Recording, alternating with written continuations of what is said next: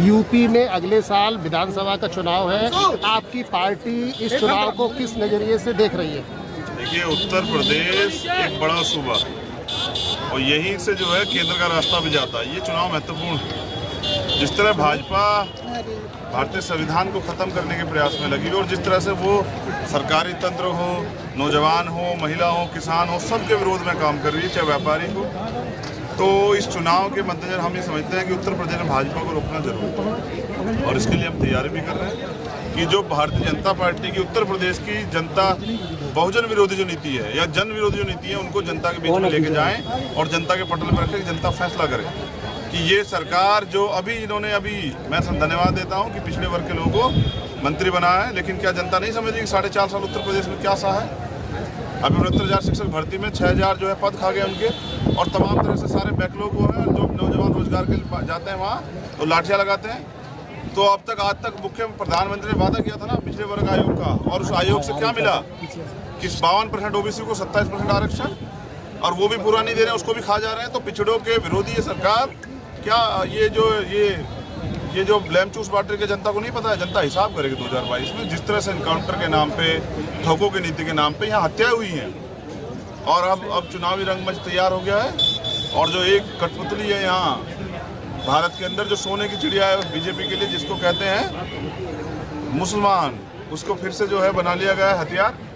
वो सोने की मुर्गी अंडा देने वाली कि जब भी कोई चुनाव आएगा तो मुसलमानों के विरोध एक माहौल बना दो। ये जो उत्तर प्रदेश में जनता देख रही है, धर्म से या इससे पेट नहीं भरेगा। कहाँ सुरक्षा उत्तर प्रदेश में पुलिस का कानून व्यवस्था कहाँ है? अभी देखा नहीं हमने पंचायत अध्यक्ष के चुनाव में जिस तरह से बहन बेटियों के साथ चीरहरण हुआ, जिस तरह से पर्चे फाड़ दिए गए, पर्चे छीन ले गए, और ब्लॉक प्रमुखी में इससे ये राम राज्य है कि बहन बेटियों के कपड़े फाड़े जा रहे हैं और अधिकारी पीटे जा रहे हैं। इटावे के तो एसपी को चांटा मार दिया और उन्होंने खुद फोन पे करे बम लेके आने वाले लोग आतंकवादी हैं, या जिस एजेंडे को सेट करके आतंकवादियों का ढोंग रचा जा रहा है कि हमें नहीं पता है।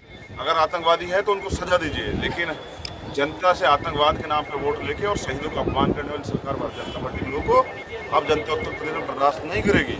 हम जाएंगे उनके बीच में और जनता से पूछेंगे कि जब बिल्ली कुत्ते की जनगणना हो सकती है तो पिछड़ों की, दलितों की, आदिवासियों की जनगणना क्यों नहीं हो सकती है? मुसलमानों की जनगणना क्यों नहीं होती है? और जब उनकी जनगणना है तो उनकी नीतियाँ कैसे बनेंगी? मैं ये भी पूछना चाहता हूँ कि प्रमोशन रिजर्वेशन सुप्रीम कोर्ट ने कहा कि देंगे। दलित और पिछड़ा विरोधी अगर ये लोग नहीं है तो प्रमोशन रिजर्वेशन क्यों नहीं दे रहे हैं? युवाओं को लाठी मारने के लिए युवाओं को रोजगार देना चाहिए। महिला सुरक्षित है क्या उत्तर प्रदेश में? जो खुद महिलाओं का चीरण कर रहे हैं वो सुरक्षा देंगे? इस निकम्मी सरकार को उखाड़ फेंकना होगा, तभी उत्तर प्रदेश सुरक्षित रहेगा। और ये साइकिल यात्रा एक विद्रोह भी है। पेट्रोल के दाम, डीजल के दाम, बीजेपी के लोग तो विरोध करते थे, लेकिन आज अगर कोई विरोध करे तो मुकदमा लगाते हैं राशु का। हम पे लगाओ ना राशु का।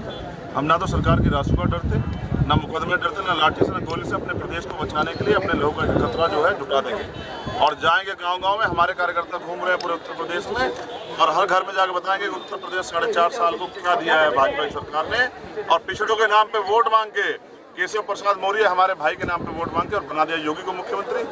पिछड़ों ने जो सहा है 4.5 साल में, और दलितों ने, वो अकलियत के लोगों ने, मुसलमानों ने, सिखों ने, बौद्धिस्ट का हिसाब, और जो किसान आंदोलन में किया गया है वो हिसाब जनता सूद समेत 2022 में वापस करेगी। क्या आपकी पार्टी अकेले चुनाव लड़ेगी या किसी से गठबंधन करके चुनाव मैदान में उतरेगी? देखिए, मैं पार्टी का एक वर्कर हूँ, तो पार्टी जब चुनाव आएगा, अभी तो चुनाव डिक्लेयर नहीं हुआ है, जब चुनाव आएगा अलायंस बनेंगे या नहीं बनेंगे या किसके साथ बनेंगे, ये कोर कमेटी के हाथ में। हमारे यहाँ ऐसी तानाशाही नहीं है कि वोट लो पिछड़े के नाम पर, बना दो जो है योगी को मुख्यमंत्री। तो जो कोर कमेटी तय करेगी जिसके साथ जाने को, हम तो तैयारी कर रहे हैं। आपने देखा ना, हमारे पास सारे प्रदेश जिलों में वर्कर, यही वर्कर तो चुनाव लड़ाएंगे। तो हमारी कार्यकर्ता, हमारी लीडर, जो उनकी जनभावना होंगी उनका सम्मान किया जाएगा। वो अकेले कहेंगे तो भी, और वो संयुक्त रूप से लड़के बीजेपी को हराने के लिए किसी के साथ जाने कहेंगे वो भी। यानी कार्यकर्ताओं का मान सम्मान रखा जाए। यानी कि भारतीय जनता पार्टी को सत्ता से उतारने के लिए आप कार्यकर्ताओं के बीच जा करके कार्यकर्ताओं की भावना के तहत चुनाव लड़ेंगे। देखिए, उत्तर प्रदेश में जो पिछले 4.5 साल में उत्तर प्रदेश जनता ने सहा, तो जनता त्राही कर रही है और जनता मुक्ति चाहती है, वो विकल्प चाहती है। और वो विकल्प ये भी चाहती है जो विकल्प इनसे समझौता ना कर ले चुनाव के बाद। और ये तो आपने कई प्रदेशों में देखा। इसलिए आज़ाद समाज पार्टी अपने सिद्धांतों पे खड़ी है और भारतीय जनता पार्टी को रोकने के लिए किसी की मदद लेनी पड़ी या किसी को मदद देनी पड़ी, करेंगे। लेकिन उत्तर प्रदेश को बचाने के लिए, यहाँ की बहनों की, माताओं की, बुजुर्गों की, किसानों की, मजदूरों की, नौजवानों की सुरक्षा के लिए और इस पिछड़ा विरोधी, दलित विरोधी सरकार को उखाड़ फेंकने के लिए हम अपने मिशन में हैं। साइकिल यात्रा जारी है। बहुजन साइकिल यात्रा, जाति तोड़ो समाज जोड़ो, भाईचारा बनाओ और उत्तर प्रदेश को बचाओ। उत्तर प्रदेश में इन माफियाओं से, गुंडों से और ये जो चीरहरण करने वाले लोग हैं, ये सत्ता के भूखे लोगों से उत्तर प्रदेश को बचाने के लिए हम लोग निकले और ये विश्वास कीजिए बचाएंगे। धन्यवाद। जनवाद टाइम्स की सभी खबरों को लगातार देखने के लिए चैनल को लाइक, सब्सक्राइब और शेयर जरूर करें। धन्यवाद।